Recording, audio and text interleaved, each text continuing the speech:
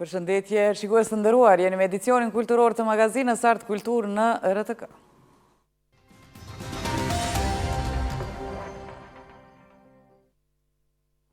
Ka përfunduar restaurimi I kullës Goskajve në Pej, një ndërtim karakteristik I vitit 1884, me vlera të veçanta arkitektonike dhe historike. Kulla tashmë është e gatshme për funksionalizim, duke ju rikthyer jetës kulturore dhe publike të qytetit.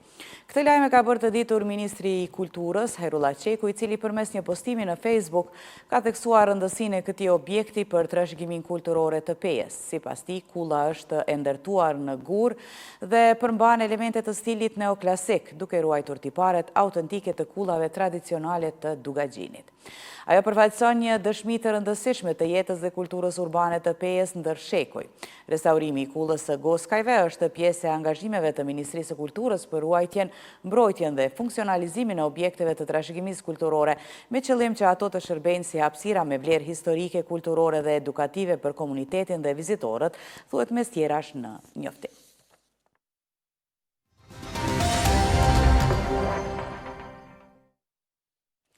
Instituti Albanologjik në Prishtinë ka botuar monografin shkencore Onomatopeja dhe pastirma në gjuhën shqipe të studiuesës së re kosovare, por me formim të lavdërueshëm nga fusha e lingvistikës shqipe, Adelin Selmani.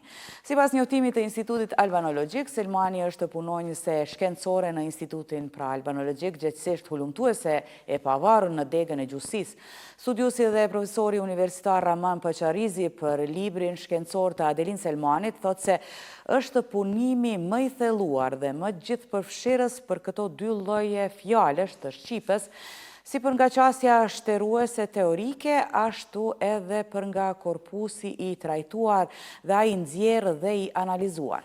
Ndërsa studiuesi lingvistiki dhe këshilltari shkencor në Institutin Albanologjik Naim Berisha thekson se monografia e Adelin Selmanit është një studim I gjithanshëm mbi dy kategori gjuhësore që deri më tani nuk është trajtuar mjaftueshëm në studimet shqiptare. Autoria e ndërthur analizën teorike me atë empirike, duke I vendosur onomatopet dhe pastirmat në qendër të një diskutimi që prek deri në themelet e origjinës së gjuhës, strukturën fonologjike dhe aftësinë fjalë formuese të shqipës, thuhet mes tjerash në njoftim.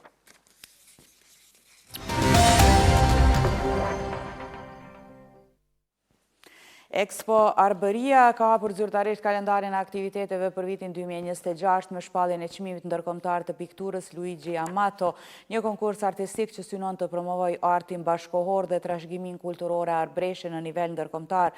Sipas organizatorëve, edicioni I vitit 2026 I kushtohet figurës historike të Skënderbeut me temën Skënderbeu, njeriu kondotjeri.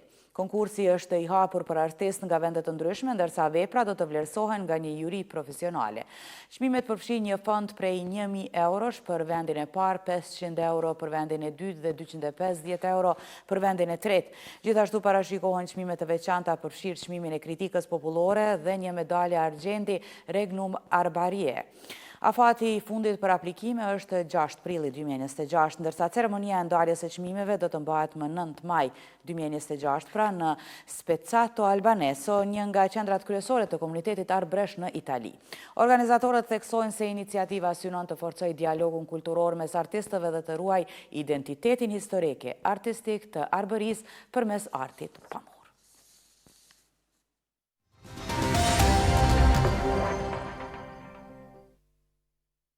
Viti 2025, për baletin kombëtar të Kosovës shënoi një kapitull të ri krijues, me premiera të reja, turne brenda dhe jashtë vendit dhe një publik gjithnjë e më të shumt.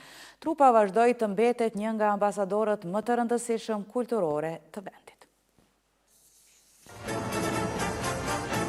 Gjatë vitit 2025, baleti kombëtar solli disa premiera që u mirëpritën nga publiku dhe kritika.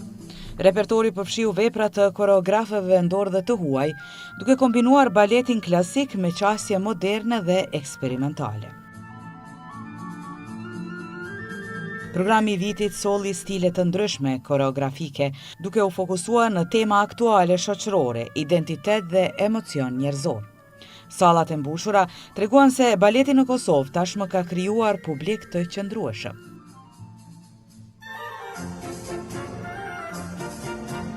Një pjesë e rëndësishme e vitit ishin paraqitjet jashtë vendit.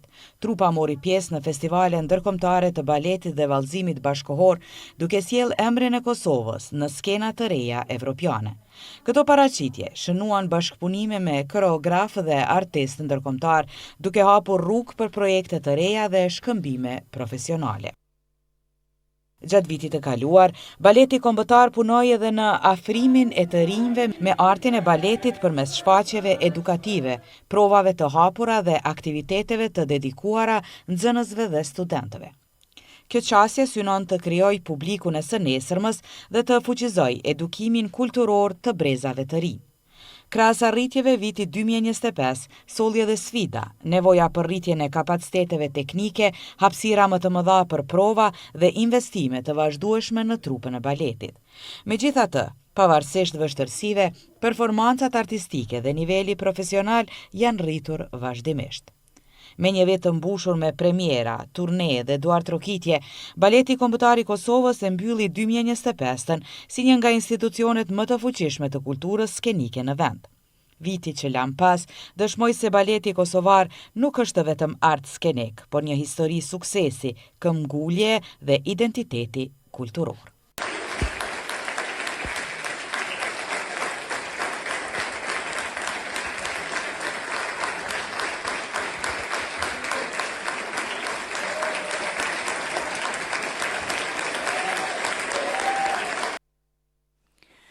Gjilani ka pasuruar hartën kulturore të vendit gjatë vitit 2025 përmes aktiviteteve të galerisë publike të qytetit, ekspozita personale, kolektive, prezantime të artistëve të rinj dhe programe të artit bashkëkohore kanë kthyer këtë galeri në një qendër të rëndësishme të jetës kulturore në qytet.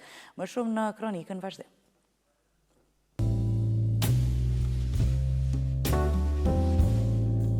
Gjatë vitit 2025, Galeria Publike e Qytetit të Gjilanit ka qenë një prej hapësirave më dinamike të artit dhe kulturës vizuale në këtë qytet, duke sjellë ekspozita, aktivitete dhe mundësi prezantimi për artistët vendor dhe komunitetin ardashës.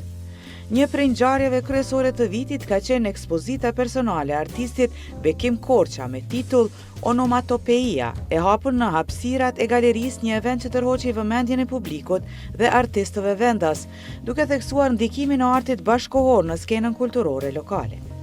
Galeria ka shërbyer gjithashtu si platformë për ekspozita të tjera të rëndësishme, përfshirë hapjen e ekspozitës personale të artistit Gani Bytyqi me temën Anatomia e dhimbjes, një ekspozitë që eksploroi përjetimet njerëzore përmes mediumeve vizuale dhe u mirëpret nga komuniteti i artit në Gjilan.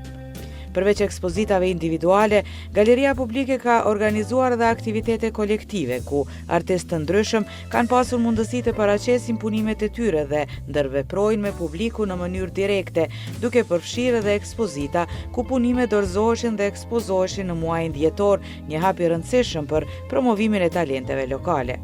Një tjetër moment kulturor në vitin 2025 ka qenë ceremonia zyrtare e hapjes së ekspozitës shëtitëse të artistëve vizual të Kosovës, një aktivitet që bashkoi krijues nga rrethe të ndryshme dhe kontribuoi në rritjen e dukshmërisë së artit bashkëkohor në qytetin e Gjilanit. Veç këtyre ekspozitave, Galeria e Qytetit ka qenë pjesë aktive e ngjarjeve kulturore më të gjera në Gjilan, duke kontribuar edhe në manifestime si Flaka e Janarit, një festival kulturor tradicional që zhvillohet çdo vit në qytet dhe përfshin edhe komponentë të artit vizual në programin e tij. Në total, viti 2025 i ka sjell Galerisë Publike një program të pasur që jo vetëm prezantoi punë artistësh të ndryshëm, por edhe i afroi qytetarët me artin bashkëkohor, duke e konsoliduar rolin e saj si një qendër aktive kulturore në skenën vizuale të Kosovës.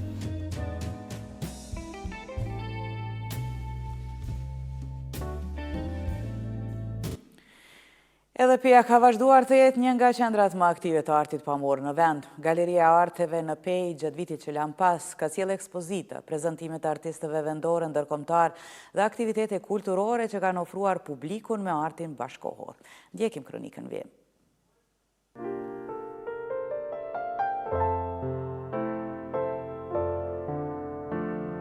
Gjatë vitit 2025, Galeria e Arteve në Pejë është rikthyer si një nga qendrat kryesore të artit vizual dhe kulturës në rajon, duke ofruar një program të pasur ekspozitash dhe ngjarjesh artistike për publikun pejan dhe vizitorët.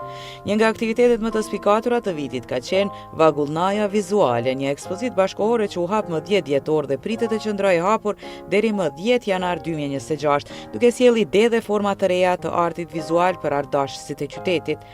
Gjatë vitit Galeria ka mirëpritur edhe ekspozita të tjera tematike përfshirë përpjekja e artë si një ngjarje që shënon bashkimin e artit me reflektime mbi sfidat dhe arritjet, si dhe hapjet e ekspozitave të dedikuara për punime fotografike e vizuale nga artistë të ndryshëm. Në një vit ku arti dhe dialogu kulturor kanë qenë në fokus, Galeria e Arteve është të përdorur edhe si platformë për aktivitete edukative dhe diskutime rreth artit bashkëkohor. Për shembull, janë organizuar ekspozita të dedikuara vizualiteteve dhe punimeve të grave krijuese, si ekspozita për ty e hapur me rastin e 8 marsit që ka përfshirë punime të artisteve nga Peja dhe Tirana. Përveç ekspozitave të ndryshme, Galeria ka bashkëpunuar me organizata të tjera që promovojnë artin dhe kulturën, duke sjellë në Pejë aktivitete të orientuara ndaj rinisë dhe komunitetit vizual. Ekspertët e artit të qytetit e vlerësojnë vitin 2025 si një moment të rëndësishëm për zhvillimin e skenës artistike në Pejë, ku Galeria e Arteve është shndërruar në një vend ku vizitorët mund të përjetojnë ekspozita të ndryshme dhe të jenë pjesë e dialogut kulturor.